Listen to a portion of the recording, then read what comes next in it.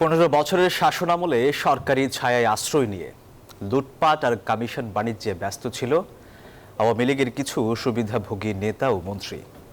একের পর এক প্রকল্পে অনিয়ম, কমিশন বাণিজ্য, মানি লন্ডারিং এবং এর মাধ্যমে বিদেশে পাচার করেছেন হাজার হাজার কোটি টাকা। আর এসব টাকায় যুক্তরাজ্য, কানাডা, যুক্তরাষ্ট্র, দুবাই, সিঙ্গাপুর এবং এমনকি প্রতিবেশী ভারতেও তারা গড়ে তুলেছেন বিলাসবহুল জীবনযাত্রা।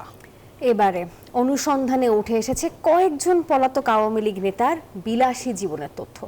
এদিকে পাচার করা অর্থ ফেরাতে বিদেশি বিশেষজ্ঞদের সাথে কাজ করছে দুদক, সিআইডি সহ কেন্দ্রীয় ব্যাংকও। দর্শক, বিস্তারিত দেখব ডেস্ক রিপোর্টে। 5 আগস্ট গণঅভ্যুত্থানে পতন হয় তৎকালীন ক্ষমতাসীন দল আওয়ামী লীগের। তীব্র জনরোষে বিদ্ধ হয়ে বিদেশে পালিয়ে যায় আওয়ামী লীগের শীর্ষ নেতারা। তবে বিদেশে পালিয়ে এরা কোনো কষ্টের জীবনে নেই, বরং 15 বছর ধরে এরা যে লুটতন্ত্র কায়েম করেছিল সেই লুটের টাকায় বিলাসী জীবন যাপন করছে।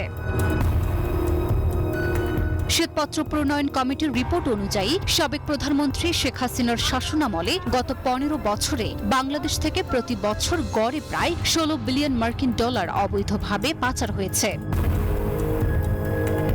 অনুসন্ধানে যুক্তরাজ্য, কানাডা, যুক্তরাষ্ট্র, দুবাই, সিঙ্গাপুর এইসব দেশে এখন দেখা যাচ্ছে আওয়ামী লীগের কিছু প্রভাবশালী নেতার কোটি কোটি টাকার সম্পত্তি, যার কারণে বাংলাদেশ থেকে পালিয়ে গিয়েও বিদেশে আরাম আয়েশে রয়েছে তারা।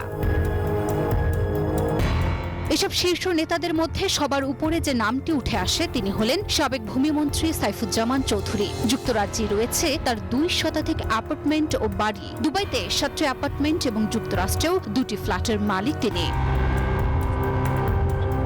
শীর্ষ লুটেরাদের তালিকায় দ্বিতীয় নামটি সাবেক বিদ্যুৎ প্রতিমন্ত্রী নসরুল হামিদ বিপো। দুবাইতে রয়েছে তার অগণিত সম্পদ, কিছু নিজের নামে, কিছু পরিবারের নামে, আবার কিছু বেনামে। তৃতীয় আলোচিত নাম সাবেক অর্থমন্ত্রী আহমা মুস্তফা কামাল ওরফে লোটাস কামাল। দুবাই, যুক্তরাজ্য এবং যুক্তরাষ্ট্র জুড়ে তার সম্পদের হদিস মিলেছে।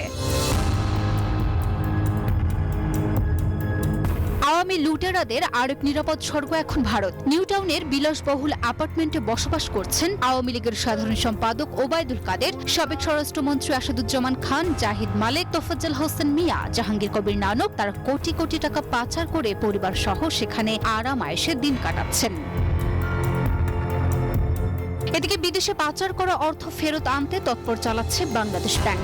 সমঝোতার মাধ্যমে টাকা ফেরত আনার চেষ্টা করছে গভর্নরের নেতৃত্বে গঠিত টাস্ক ফোর্স। তবে বিশ্লেষকরা বলছেন অন্তর্বর্তী সরকার টাকা উদ্ধারে উদ্যোগ নিলেও ফেরত আসবে কিনা তা নির্ভর করছে পরবর্তী রাজনৈতিক সরকারের উপর। Desk report, news 24।